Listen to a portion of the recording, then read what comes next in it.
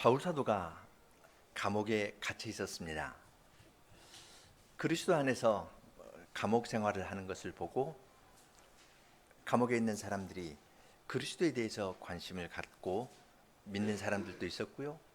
또 바울 사도가 옥에 갇힌 것을 보고 어떤 사람은 좋은 뜻으로 바울 사도는 복음을 전하는 자인데 옥에 있어서 복음을 전할 수 없으니까 내가 열심히 더 해야겠다. 좋은 의도로 바울을 도우려는 마음으로 복음을 전하는 사람도 있었습니다. 그런데 좋지 않은 동기로 복음을 전하는 사람이 있었습니다. 내가 복음을 전해서 사람들이 나에게 관심을 기울이면, 전에는 바울에게 관심을 기울였는데 이제 나에게 관심을 기울이면 참 좋겠다.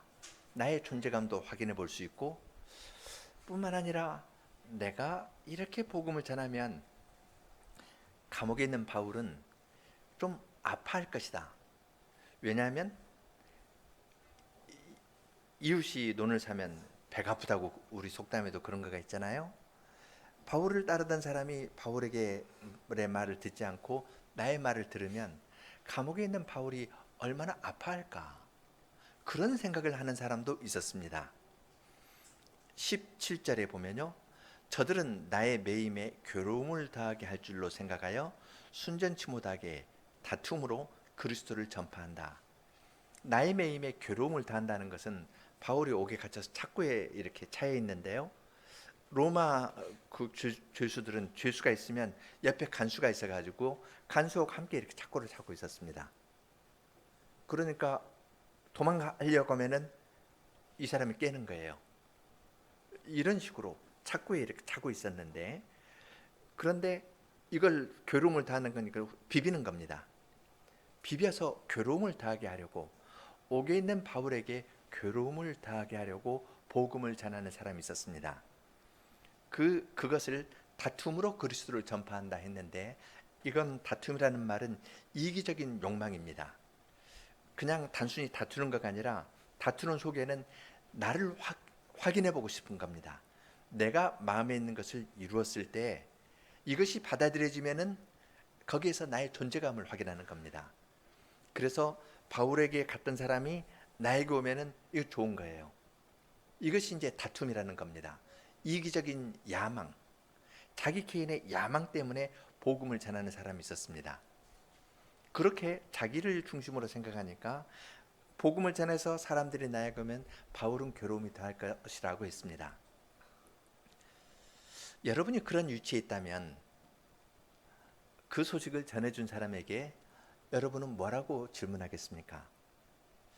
그래, 그 사람 따라가던 사람이 몇 명이나 됩니까?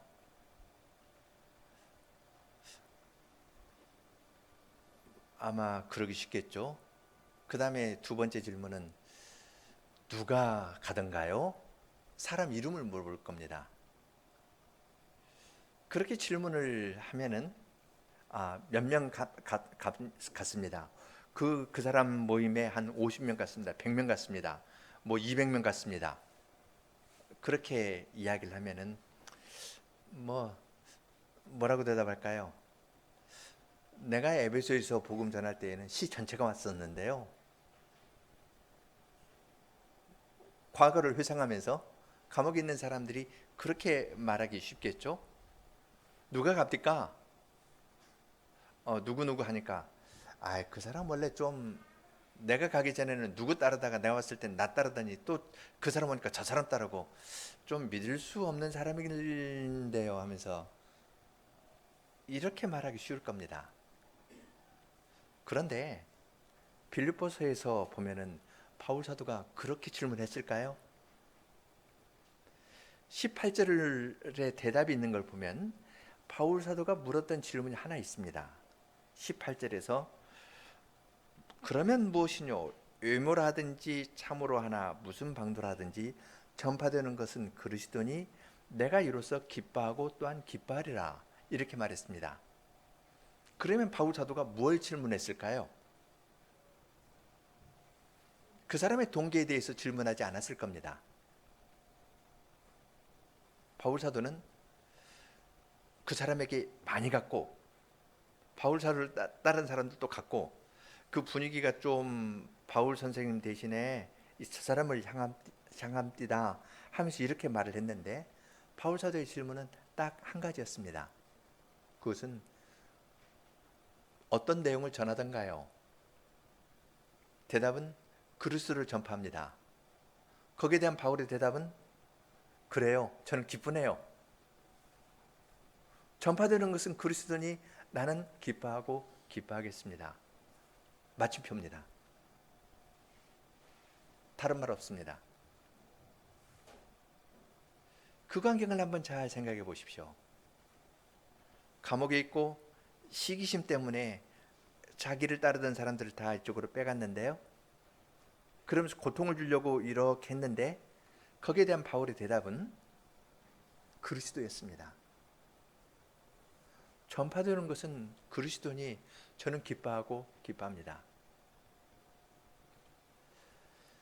우리가 지금 빌립보서 1장을 배우고 있는데 빌립보서 1장에서 그리스도라는 말이 처음부터 많이 나오지 않았습니까?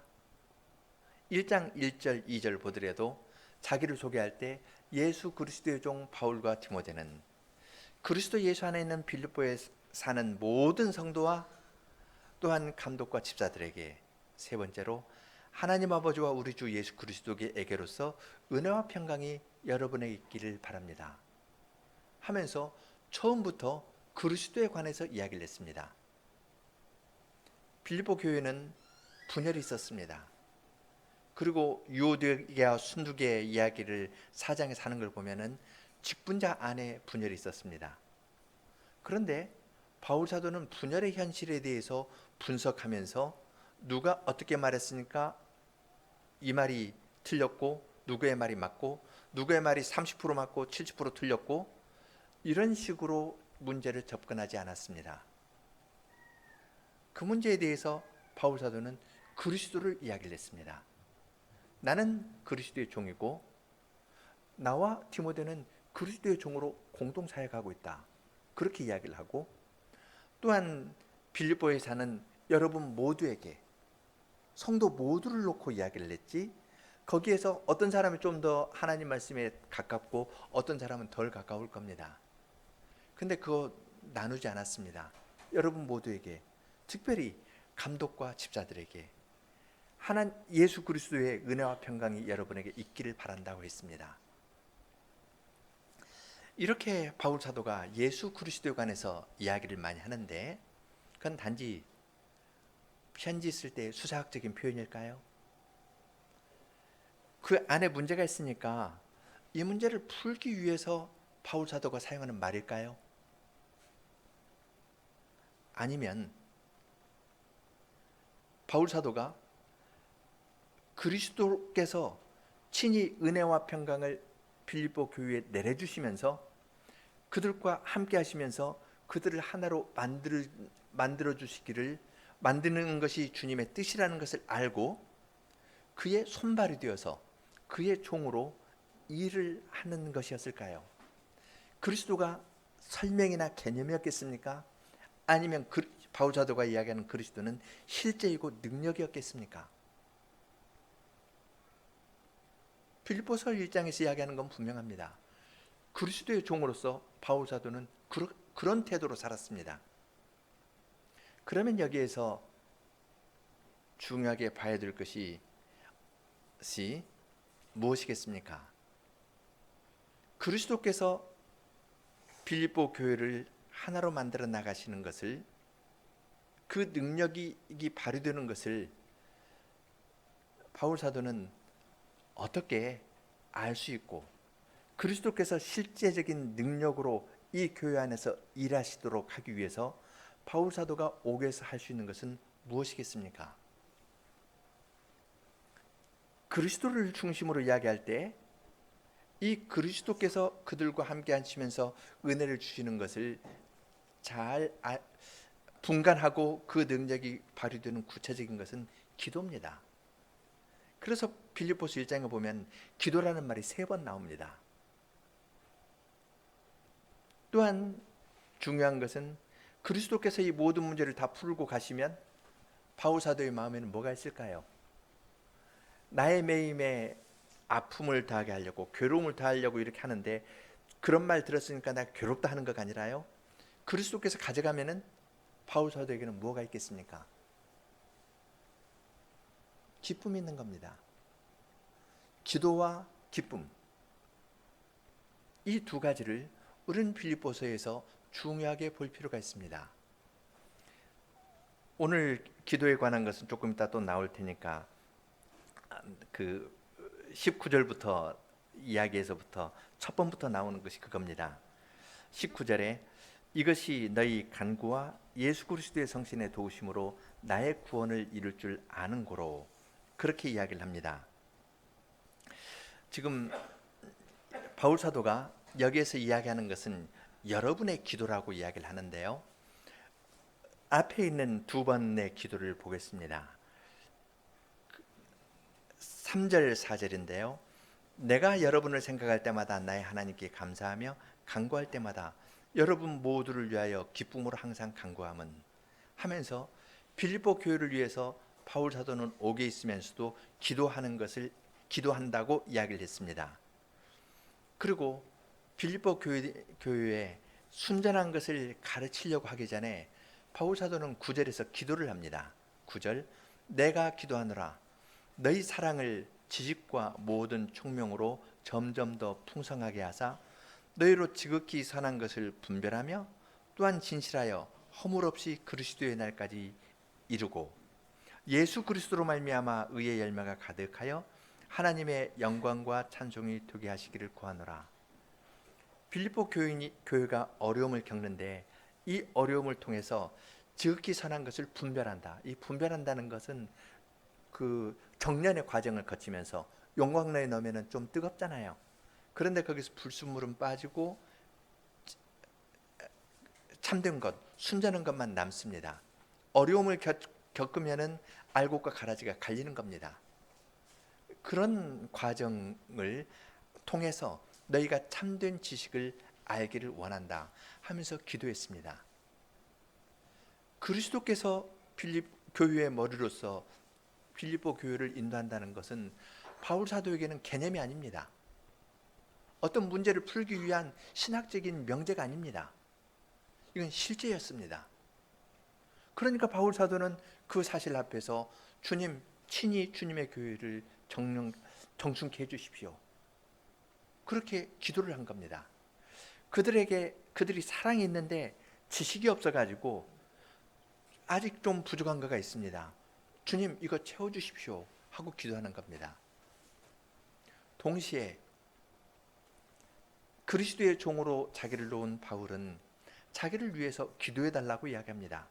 19절에 이 일이 여러분의 간구와 그리스도의 성신의 도우심으로 나의 구원을 이룰 줄 알게 된다. 지금 앞에서 자기가 감옥에 갇혀 있지 않습니까? 감옥에 갇혀 있고 여러 가지 어려움을 겪고 있습니다.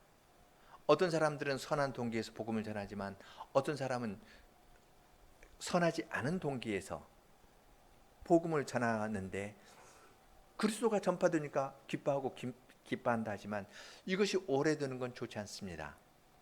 그럴 때 바울 사도는 빌립보 교회에 여러분이 나를 위해서 기도해 달라고 청하는 겁니다. 여러분이 나를 위해서 기도해 주시면 이러한 일을 겪지만 이것이 나의 구원을 이루게 될 줄 압니다 라고 이야기합니다. 달리 말하면 나는 사도이고 여러분은 신자이고 나는 목사고 여러분은 교인이고 그러니까 내 하는 말 다 들으십시오 이렇게 하지 않았습니다. 나는 종이고 그리스도께서 친히 하십니다. 나도 주님께 기도하는 것이고 여러분도 사도인 나를 위해서, 갇힌 나를 위해서 기도해 주십시오. 그렇게 이야기를 합니다. 이건 수사학적인 표현이나 유교적인 언사가 아니라 그리스도께서 실제로 교회의 머리로서 인도하시기 때문에 그분께서 일하시도록 하자고 자기도 기도하고 편지 쓰면서도 빌립보 교인과 함께 기도했고 또 빌립보 교인에게 나를 위해서 기도해달라 그렇게 청합니다. 우리는 다른 사람을 위해서 기도하는 거, 또 나를 위해서 기도해 주십시오. 혹은 사도가 나를 위해서 기도해 주십시오. 목사가 교인에게 나를 위해서 기도해 주십시오. 이런 것은 겸손의 표현 정도로 생각하기 쉬운데요. 바울 사도의 다른 표현을 보면 그렇지 않습니다. 이건 아주 실제적인 겁니다. 한 세 군데를 찾아서 보겠습니다. 첫 번째 찾아서 볼 것은 로마서 15장 30절로 31절입니다.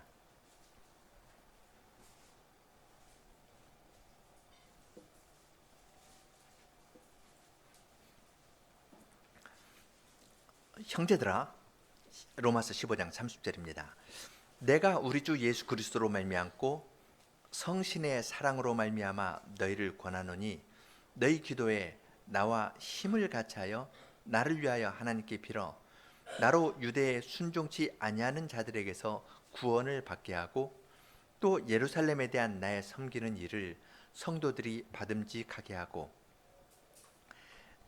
너희 기도에 나와 힘을 같이하여 나를 위하여 하나님께 빌어 그랬습니다. 그냥 오다 가다 기도하는 것이 아니라 시간을 내고 힘을 들여서 힘써서 함께 기도하자. 그렇게 바울 사도는 청합니다. 그것은 지금 바울 사도가 이방 교회의 연보를 가지고 예루살렘에 가서 전달하려고 하는 겁니다. 이방인들이 하나님의 복음을 듣고 예수 그리스도를 믿어서 하나님의 백성이 되었고 그 뜻으로 예루살렘에 있는 여러분의 경제적인 어려움을 생각해서 도와주려고 합니다. 하면서 그 내용을 이제 가지고 예루살렘에 올라가려 하는데 예루살렘 사람들이 잘 안 받을 겁니다. 그래서 바울 사도는 올라가기 전부터 이 일을 위해서 기도할 뿐만 아니라 자기의 계획을 로마 교회에 이야기를 하면서 나를 위해서 힘을 같이 해서 기도해 달라. 그렇게 청했습니다. 고린도후서 1장 10절 11절 보겠습니다. 그가 이같이 큰 사망에서 우리를 건지시고 또 건지시리라. 또한 이후에라도 건지시기를 그를 의지하여 바라노라. 너희도 우리를 위하여 간구함으로 도우라. 이는 우리가 많은 사람의 기도로 얻은 은사를 인하여 많은 사람도 우리를 위하여 감사하게 하려 함이라. 고린도 교회는요, 고린도 후서를 받고 있는 고린도 교회의 상당히 많은 사람은 바울 사도의 사도권을 인정하지 않았습니다. 바울 사도의 사도권을 인정하지 않는 그 교회입니다. 그 교회에 바울 사도는 겸손히 여러분 나를 위해서 기도해 주십시오. 다른 사람이 나를 위해서 기도하는 것처럼 여러분도 나를 위해서 기도해 주십시오 라고 이야기합니다. 자기의 사도권을 인정하지 않는 이 고린도 교회에 대해서 바울 사도는 어떤 점에서는 명확하게 이야기를 했습니다. 그렇지만 처음부터 그렇게 따지지 않았습니다. 교회의 머리는 주님이십니다. 주님께 맡기면서 자기도 기도하고 고린도 교회도 사도를 위해서 기도해달라. 그렇게 접근하면서 이야기를 하였습니다. 세 번째로 살펴볼 구절은 에베소서 6장 18절로 19절입니다.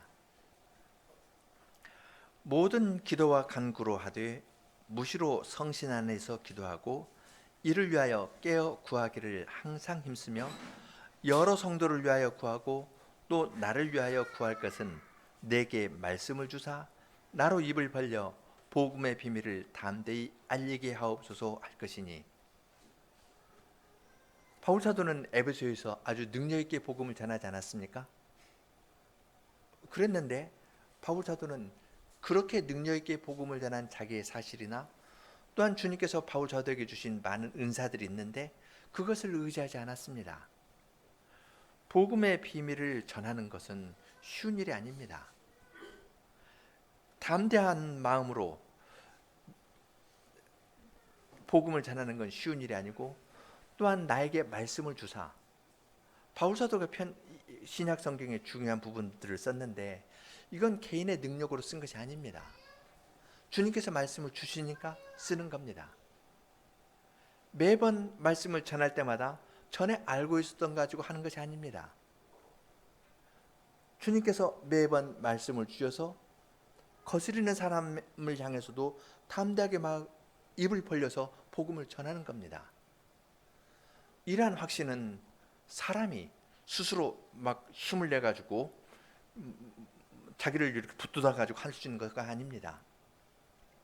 이것은 기도를, 말씀을 전하는 자가 기도할 뿐만 아니라 많은 교우들이 말씀 전하는 사람을 위해서 기도를 해야 교회가 하나님의 말씀을 받을 수가 있고, 왜냐하면 주님께서 말씀을 줘야 되니까요.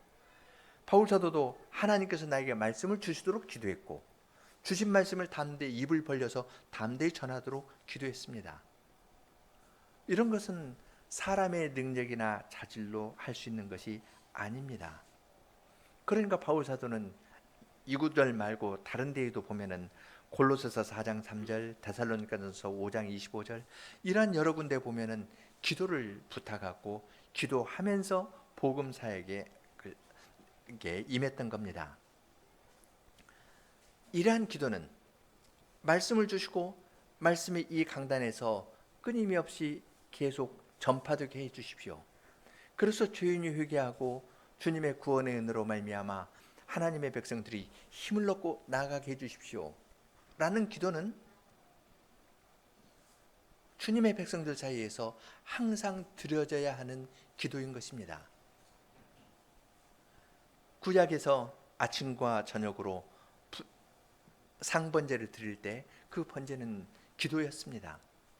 아침 저녁으로 드려지듯이 그러한 기도를 매일 해야 주님께서 우리를 불쌍히 여겨주시고 매 주일마다 말씀을 주시고 이 말씀을 통해서 우리를 새롭게 하시고 능력 있게 하시는 일을 계속 하실 것입니다. 그것은 단지 이론이 아니라 교우 여러분들이 갖고 계신 믿음의 비밀이라 생각합니다. 교회를 위해서 기도하고 말씀 전파자를 위해서 기도하고, 그래서 교회 앞에 왔을 때 주님께서 말씀을 내려주시고 깨우쳐 주시고 교회를 인도하신 그러한 경험들을 교우 여러분들은 다 가지고 계시리라 믿습니다. 그러한 주님의 인도 아래에서 주님께서 다스리시고 목사도 교인도 주님께 기도하면서 말씀을 받고 거기에서 힘을 얻어서 전진하는 겁니다. 그렇지 않으면 사람과 사람 이야기를 하게 됩니다. 사람과 사람 이야기를 하면 답이 없습니다. 빌립보 교회에 사람과 사람 이야기 될 수 있는 상황에서 바울 사도는 처음부터 그리스도를 이야기했습니다. 그리고 우리가 그리스도께 기도하자, 말씀을 내려주시길 기도하자. 그렇게 하면은 약속이 있습니다. 여러분의 간구와 그리스도의 성신의 도우심, 그러한 마음으로 기도할 때 성신께서 도와주신다는 약속이 있습니다. 우리의 기도는, 주님의 말씀을 따라 드리는 기도는 허공을 치는 것이 아니라 성신께서 도와주셔서 그 일이 바울 사도의 구원에 이르게 할 것이라고 사도는 이야기를 하였습니다. 우리의 작은 기도이지만 주님의 성신께서 그것을 쓰시면 이것은 우리가 구한 것 이상으로, 우리가 간구한 것 이상으로 주님께서 주십니다. 모든 지식에 뛰어나신 하나님께서 그리스도 안에서 그의 지혜대로 우리의 필요한 것들을 다 채워주신다는 약속이 우리들에게 있습니다. 주님께서 왕이 되시기 때문에 그의 종이고 백성인 우리는 주님께 함께 기도하는 겁니다. 그러면 주님의 성신님께서 그 기도를 써서 주님의 교회를 강하게 하시고 구원으로 마치게 인도해 주십니다. 내 구원에 이르게 할 줄 바울 사도는 안다 그랬습니다. 지금 여기에서 사도가 이야기하는 구원이 무엇인지 여러 가지로 생각할 수가 있는데요. 첫 번째는 옥에서 풀려나는 것을 구원이라고 생각할 수도 있습니다. 그런데 나의 구원에 이르게 한다 했는데 뒤에 보면은 바울 사도가 그 20절에서 살든지 죽든지 내 몸에서 그리스도가 존귀하게 하려 한다. 그렇게 말했을 때 구원, 살든지뿐만 아니라 죽는지도 이야기를 하니까 바울 사도의 마음은 옥에서 풀려나는 것을 구원으로 생각하지는 않았습니다. 죽는 것까지 염두에 두고면서 구원을 이야기를 하니까 여기에서 이야기하는 구원은 옥에서 풀려나는 건 아닐 겁니다. 비슷하게 생각할 수 있는 것은 옥에서 풀려나는 것과 비슷한 건데요. 재판에서 의롭다고 인정받는 겁니다. 이 비슷한 표현이 욥기에 있는데 욥기 13장 15절 16절 보면은 그가 나를 죽이시리니 내게 소망이 없도다. 그러나 그의 앞에서 내 행위를 변백하리라. 사고간 자는 그의 앞에 이르지 못하나니 이것이 나의 구원이 되리라. 재판장에서 죄 없다고 선언하는 것, 그것이 이제 구원이라는 말이 듭니다. 이 말 표현의 유사성 때문에 재판에서 죄 없다고 이야기하는 것, 풀려나는 것, 이것을 구원이라고 볼 수 있는데, 그렇지만은 이것은 바울 사도가 내가 살든지 죽든지 해서 죽을 것까지 마음에 두고 있었기 때문에 바울 사도가 생각하는 구원은 재판정에서 무죄 선언을 받거나 옥에서 풀려나는 것에 국한되진 않을 겁니다. 죽든지 이렇게 말한 것으로 봐서 바울 사도가 여기에서 이야기하는 구원은 주님의 최후의 심판대에서 나를 의롭다함을 해 주실 것이다. 끝까지 내가 그리스도를만 붙잡고 가면은, 어떤 사람들이 괴로움을 더하게 하려고 순전치 못한 동기에서 이기적인 야망을 품고 끊임없이 괴롭게 하면서 공격하면은 바울 사도도 사람입니다. 그런 데에서 넘어지거나 대응하거나 해서 넘어지기 쉽습니다. 사도가 넘어지면은 교회 전체에 어려움이 생깁니다. 그러한 현실에서 바울 사도는 마지막 날까지 보는 겁니다. 살든지 죽든지 내 몸에서 그리스도가 존귀되기를 원한다. 지금 눈물 골짜기 같은 이 세상에서 순례의 길을 가고 영적인 싸움을 하는데 한 번이라도 넘어지면 미끄덕하면은 교회 전체가 어렵게 되는 겁니다. 그러니까 바울 사도는 살든지 죽든지 그리스도께서 내 몸에서 존귀되어서 마지막 날에 주님께서 잘하였도다 착하고 충성된 종아, 그렇게 칭찬해 주실 것을 소망하였습니다. 이것이 바울 사도가 생각하는 구원입니다. 바울 사도는 내가 사도니까 나는 하늘나라에 들어가는 것은 따놓은 당상이고 그 표는 확보해 놨고 그 다음에 내가 조금 어떻게 하겠다, 이런 식으로 생각하지 않고 주님 앞에서 주님을 경외하면서 아주 겸비한 태도로 살아갔던 겁니다. 내가 여기에서 삐끗하면은 안 된다. 나의 구원을 이루기 위해서 여러분 나를 위해서 기도해 주십시오. 그렇게 이야기합니다. 이것은 나의 구원에 관련된 문제입니다. 하면서 하나님 앞에 서서 아주 겸손하게 나의 구원을 이루도록, 내가 이 믿음의 경주를 끝까지 넘어지지 않고 잘 할 수 있도록 나를 위해서 여러분 기도해 주십시오. 그러면 성심께서 도와주실 겁니다. 그렇게 이야기하는 것으로 이해할 수가 있습니다. 바울 사도는 개인적인 이야기들을 조금 더 합니다. 이제 감옥에서 불순한 동기로 복음 전한 사람에 관한 이야기를 했는데 20절에서 자기의 20절 21절에서 자기의 마음을 조금 더 이야기를 합니다. 제가 사역한 것을 20절로 한번 보겠습니다. 내가 간절히 기대하고 소망하는 것은 내가 어떠한 경우에도 부끄러움을 당하지 않고 언제나 그라의 뜻 지금도 온전히 담대하여 살든지 죽든지 내 몸에서 그리스도가 존귀하게 되시는 것입니다. 바울 사도는 내가 간절히 기대하고 소망하는 것이 있다 했습니다. 간절히 기대한다는 말은 우리나라 말로 학수고대한다는 말이 있죠. 머리를 높이 들고 누가 오나 멀리 들고 바라보는 겁니다. 목을 이렇게 꼭 학처럼 이렇게 높이 해가지고 누가 오나 안 오나 이렇게 보는 것처럼 간절히 바라는 건데요. 여기서 간절히 바란다는 말이 바울 사도는 로마서 8장에서 피조물이 썩어짐의 종로로 타는 데에서 해방되는 것을 바란다, 간절히 바란다 할 때 했던 그 말을 할 때 똑같은 말을 썼습니다. 그냥 단순히 바라는 것이 아니라 바라서 되면 좋고 안 돼도 하는 수 없지 하는 것가 아니라 피조물들이 썩어짐의 종로로 타면서 탄식하는데 하나님의 아들들이 나타나서 썩어짐의 종로로 타는 데에서 벗어나서 의가 가는 새하늘과 새 땅으로 새로운 창조로 들어가는 것을 피조물이 열망하고 있는 겁니다. 그러한 열망은 주님께서 반드시 이루어 주실 것인데 그러한 열망을 바울 사도는 갖고 있습니다. 그가 갖고 있는, 그러면서 자기 마음을 표현하는데 어떠한 경우에도 내가 부끄러움을 당하지 않고 언제나 그리하였듯 온전히 담대하여 살든지 죽든지 내 몸에서 그리스도만 존귀 되기를 원한다고 이야기를 했습니다.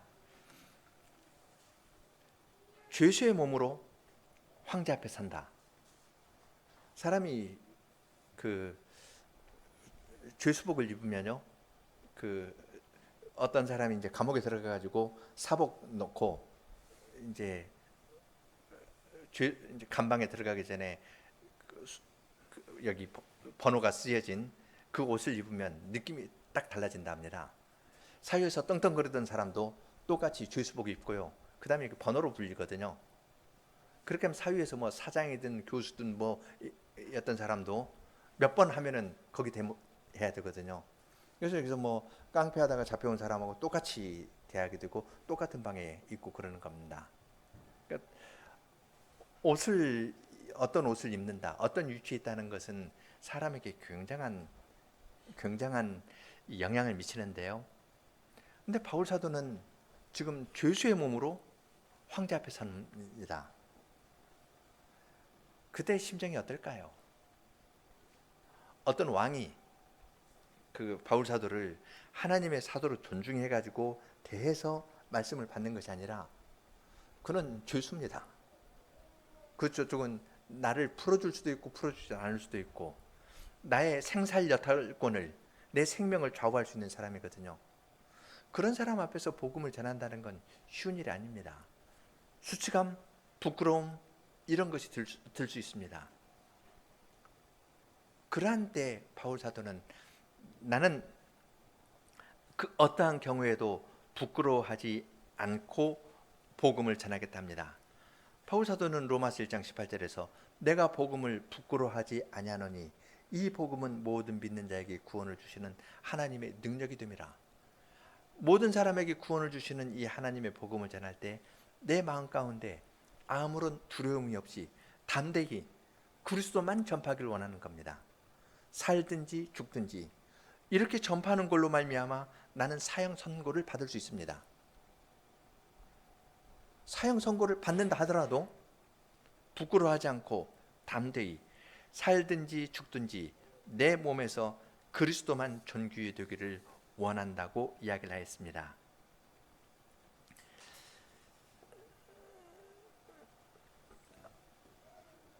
그렇게 말하면서 21절 바울 사도는 나에게 있어서 사는 것이 그리스도니 죽는 것도 유익하다 했는데요.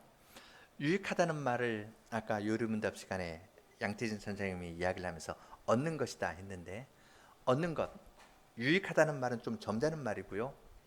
조금 더 번역하면 얻는다는 것이고, 조금 더 구체적인 말로 하면요, 장사에서 이득 보는 거라는 겁니다. 나는 죽는 것도 이득이다. 그 장사하는 분들은 이 돈의 무게를 납니다. 그래서 내가 이렇게 사면은 어떻게 팔면은 이득이 있을 것이다. 매장에 가면은 잘 되는 매장하고 안 되는 매장하고 차이가 있잖아요. 잘 되는 매장은 딱 가서 사람 눈에 딱 보는데 살만한 걸 딱 놓고 계절 따라 바꾸고 그런 식으로 매장 진열을 매번 바꾸죠. 사람들의 관심을 매번 끌어가면서 이 계절에 사람들이 뭘 원할 것이다.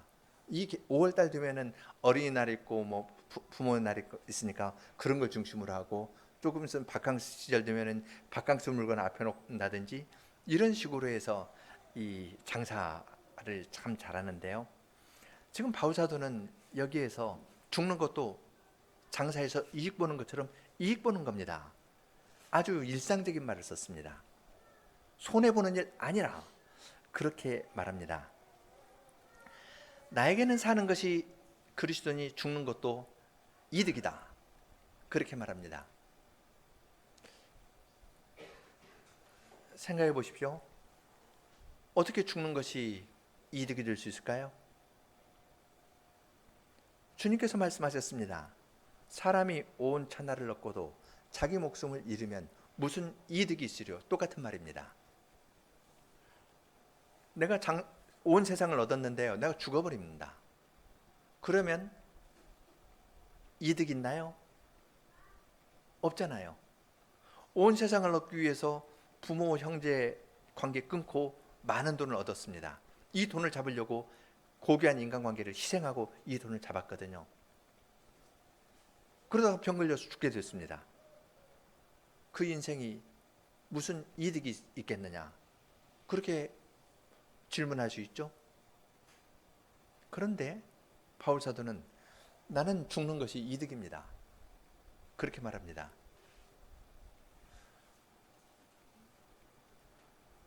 바울 사도는 예수님의 그 말을 이어서 더 발전시켜서 이야기하는 겁니다. 사람이 온 천하를 얻고도 생명을 잃으면 아무 이득이 없습니다.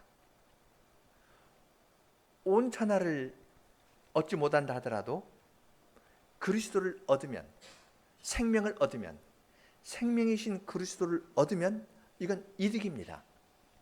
세상 온 천하를 얻은 것보다도 더 큰 이득을 얻는 겁니다.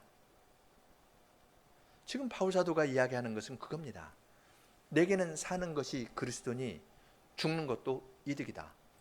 왜냐하면 난 죽으면요, 그리스도와 함께 살 겁니다. 그래서 영원한 생명을 누릴 것이니까 나는 죽으면 손해보는 것이 아니라 이득이다.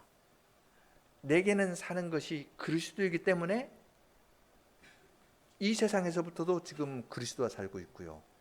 그래서 죽으면 그리스도와 함께 있으니까 이득이라는 겁니다.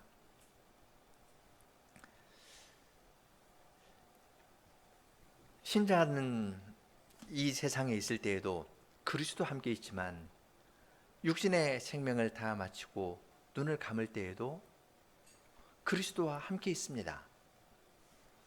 예수님께서 십자가에 달려 돌아가실 때 한편 강도에게 말씀하지 않으셨습니까? 내가 오늘날 나와 함께 낙원에 있을 것이다. 주님께서는 주님을 믿는 자들을 데리고 그의 몸은 이 땅에 묻히지만 그의 영혼은 주님과 함께 낙원으로 데려가십니다. 안 믿는 사람들처럼 지옥으로 가거나 그런 데 떨어지는 것 아닙니다. 낙원으로 데려가십니다. 바울 사도는 데살로니가전서 5장 10절에서 이렇게 이야기합니다. 예수께서 우리를 위하여 죽으사 우리로 하여금 깨든지 자든지 자기와 함께 살게 하려 하셨느니라. 깨든지 자든지, 여기 잔다는 말은 죽는 것을 표현하는 말이죠. 신자의 죽음은 잔다고 이야기합니다. 왜냐하면 자면은 그 다음날 아침에 일어나죠. 자면은 그리스도의 부활 때 다시 일어날 겁니다. 그러니까 우리가 깨어 있을 때에도 주님과 함께 있고 잘 때에도 내 이 세상의 여행이 다 끝나고 육신이 땅에 묻혀도 나의 영혼은 주님과 함께 있는 겁니다. 깨든지 자든지 자기와 함께 살게 할 것이다. 한편 강도에게 오늘 나와 함께 낙원에 있으리라 말씀하신 주님께서는 주님의 백성들이 잘 때에도 죽었을 때에도 함께 있습니다. 그래서 신자가 죽었을 때 우리는 소천, 주님께서 부르셨다 그러죠. 하늘로 부르신 겁니다. 주님께서 계신 그곳, 그 낙원으로 부르시는 겁니다. 그러니까 나는 죽어도 이득입니다. 온 천하를 얻어도 그 하늘을 얻지 못하면 손해인데, 아무 이득이 없는데 신자의 죽음은 이득입니다. 고린도후서 5장 8절에도 그렇습니다. 우리가 담대히 원하는 바는 차라리 몸을 떠나 주와 함께 거하는 그것이라. 이 몸을 떠나서 주와 함께 거하는 그것을 나는 오히려 원한다. 눈물골짜기와 같은 이 세상에서 어려움을 당할 때 주님 언제 오십니까? 주님 오히려 저를 데려가 주십시오. 그러한 심정을 바울 사도가 표현하면서 나에게는 사는 것이 그리스도이기 때문에 죽는 것도 이익이다. 손해보는 것 결코 아니고 더 큰 생명을 얻는 것이다. 그렇게 이야기를 하였습니다. 신자의 죽음에 관한 이 부분이 우리들에게는 또 모든 사람이 당하는 일이기 때문에 22절부터의 이야기를 살펴보기보다는 이 부분에 죽음에 관한, 죽을 때 하나님이 이 낙원으로 데려간다는 것과 관련된 구절을 조금 더 생각해 보려고 합니다. 소천, 주님께서 하늘로 부르셨다 하는 건데요, 그것을 보여주는 좋은 예는 승천입니다. 구약성경에 보면 승천한 예가 둘 있죠. 에녹하고 엘리야입니다. 하나님께서 하늘을 열고 이 땅에 있는 사람을 하늘로 데려가셨습니다.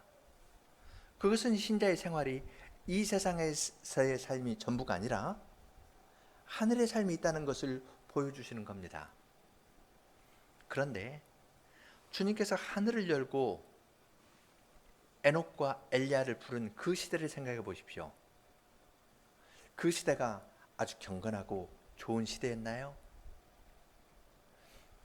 에녹은 아담의 7대 손이었는데 아담의 7대 손은 람에게 세 아들들입니다. 람에게 아내를 둘 취하고 자기 아들들을 낳으니까 아들들이 뭐 퉁소도 만들고 무기도 만들고 목축도 하고 그랬었죠. 그 아들들은 어떤 사람들이었냐면은 홍수를 가져올 만한, 하나님의 아들들이 사람의 딸들과 혼인하여 자기 눈에 좋아하는 모든 자로 아내를 삼는 그러한 때였습니다. 그러한 시대에 에녹이 살고 있었습니다.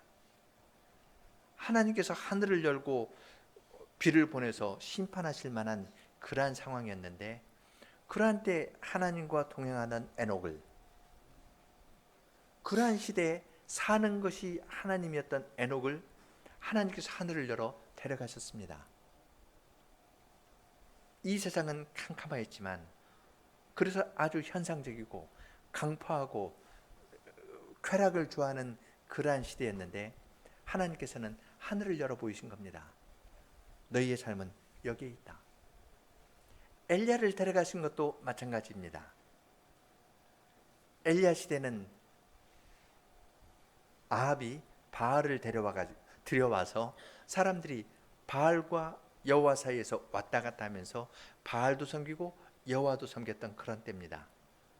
그러한 때 하나님께서는 하늘을 열고 엘리야를 하늘로 데려가셨습니다. 사람들이 현세적이 되어가지고 눈에 보이는 물질적인 풍요를 좋아하고 바알 제사를 지낼 때 누리는 이 쾌락 같은 것을 좋아할 때 하나님께서는 하늘을 열어 보이셨습니다. 그 세상을 보여주신 겁니다.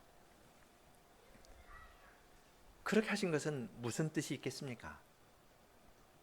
어두운 시대에 에녹을 불러주시고 엘리야를 부르셨습니다. 그들을 악한 세상에서 구원해 주시려고만 했을까요? 그리고 그것을 성경에 기록해 두셨습니다. 계시의 말씀으로 기록해 두셨습니다.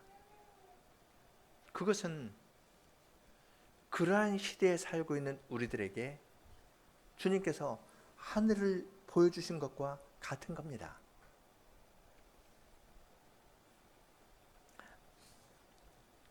엘리야를 하늘로 취하여 간다 그랬는데요, 그 엘리야가 엘리사에게 나를 내게서 취하시기 전에 그런 말을 했고, 그 에녹의 경우는 에녹이 하나님과 동행하더니 하나님이 그를 데려간다는 말인데, 취한다는 말 똑같은 말입니다. 영어로 하면 take, 하나님이 take 하는 거예요. 집어가는 겁니다. 땅에 있는 걸 딱 집어가는 겁니다. 에녹도 하나님이 집어가셨고요. 엘리야도 집어가셨습니다. 질문은 그럼 하나님이 집어가시는 건 두 사람에게만 해당되는 이야기일까요?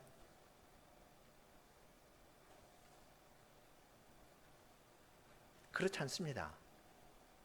소천은 우리 모두를 위한 겁니다. 같은 단어를 달리 번역했는데요. 시편 73편 23절부터 26절을 먼저 읽겠습니다.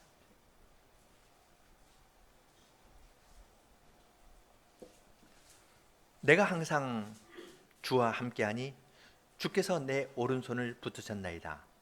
주의 교훈으로 나를 인도하시고 후에는 영광으로 나를 영접하시리니 하늘에서는 주 위에 누가 내게 있으리요 땅에서는 주밖에 나의 사모할 자 없나이다. 내 육체와 마음은 쇠잔하나 하나님은 내 마음의 반석이시며 영원한 분깃이시라. 시편 73편은 우리가 잘 아는 것처럼 강포한 사람들, 이러한 사람들이 잘 되는 것을 보고 시인이 거의 실족할 뻔하였습니다. 그러다가 하나님의 성전에 들어가서 비로소 악인의 종말을 보고 답을 찾았습니다. 시의 마지막 부분에서 내가 항상 주와 함께하니 주의 오른손이 나를 붙들었습니다. 붙들고 나를 인도하시고요. 오른손으로 붙들면서 나를 이 땅에서 교훈으로 인도하셨습니다.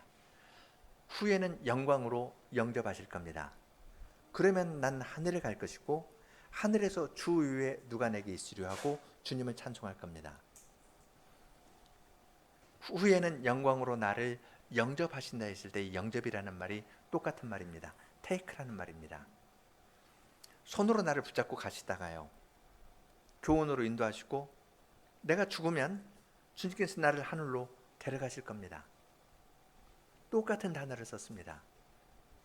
에녹을 데려갔듯이 엘리야를 데려갔듯이 이 세상에서 하나님의 백성이 생명이 끝나면 주님께서 오른손으로 붙들면서 인도하시다가 진리로 인도해 주시다가 붙잡은 손으로 그대로 하늘로 데려가실 겁니다. 그래서 거기에서 하늘에서 주 위에 누가 내게 있으리요? 하늘에 이르러서 주님밖에 없습니다. 그렇게 고백합니다. 그것을 예상하면서 땅에서는 이 땅에서도 주님밖에 나의 사모할 자가 없습니다. 내 육체와 마음은 쇠잔하지만 하나님은 내 마음의 반석이시고 영원한 분깃입니다. 하면서 하나님을 딱 잡습니다. 이것이 우리 모두의 종말입니다. 고린도 교회에 분열이 있었습니다. 고린도전서 15장에서 바울 사도가 어떻게 가르치나요? 마지막 나팔에 소리와 함께 호련히 우리가 다 주와 같은 몸으로 변할 겁니다. 고린도 교회에 바울파 사람, 아볼로파 사람 하면은 바울파는 변하고 아볼로파는 뭐 반절 변하고 그런 거 있을까요? 호련히 다 변하는 겁니다. 이것이 주님께서 우리 모두를 위해서 마련해 두신 겁니다. 바울 사도는 죽음을 이겼습니다. 죽는 것도 이득이라고 생각했습니다. 그러니까 바울 사도는 이제 내가 떠나서 주님과 함께 있는 것이 좋을지 아니면 빌립보 교회를 위해서 봉사하기 위해서 남아있을 것이 좋을지 그 문제에 대해서 뒤에서 이야기를 합니다. 나로서는 떠나서 주님과 함께 있는 것이 좋지만 교회의 형편을 생각하면 여기에 남아있는 것이 좋겠다고 이야기를 합니다. 어떻게 그런 이 마음을 갖게 되었을지 그것은 내게는 사는 것이 그리스도니 죽는 것도 이득이다. 그 말의 의미를 잘 깨달은 사람은 죽음을 넘어섰기 때문에 어떠한 문제에 대해서도 자기의 유리한 방향이 아니라 교회의 이익을 위해서 어떤 결정을 내릴 수 있을 것입니다. 그 본문에 대해서는 다음에 더 생각하도록 하겠습니다. 함께 73편 8절, 9절, 10절 부르겠습니다. 73편 8절, 9절 그리고 간주하고 10절 하겠습니다.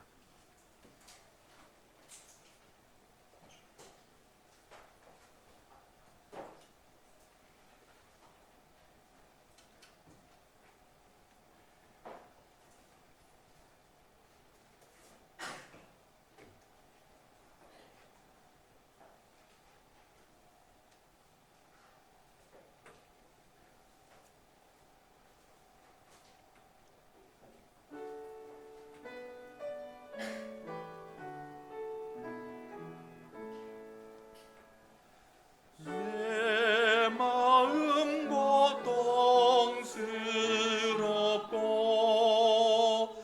찔린 듯 마음 아파도 짐승과 같이 무지하여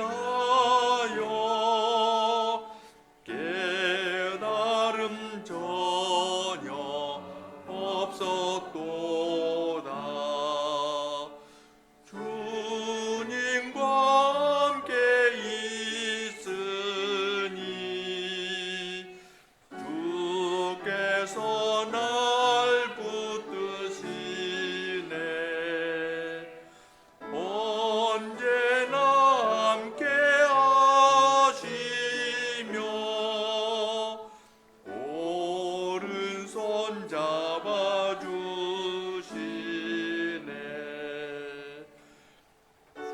주님의 교훈으로서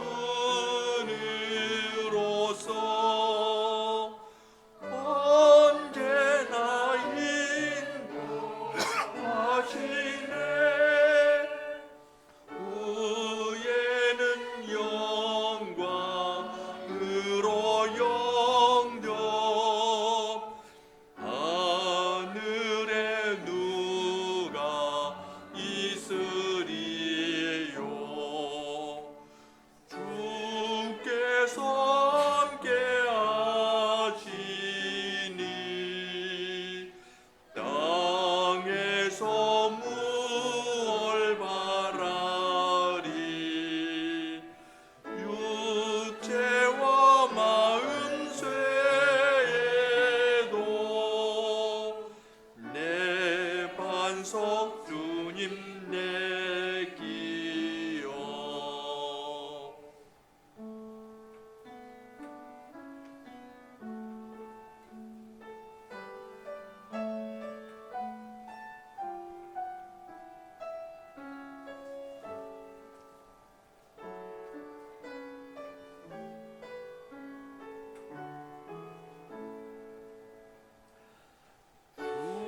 주님을 멀리 아는 자 모두 다 멸망하리라. 주님을 떠나 간음한 자 주께서 모두 멸하시라. 주님을 가까이 함이 나에게 실로 선하다. 주님을 피난처 삼고 주 행사 전파하리라.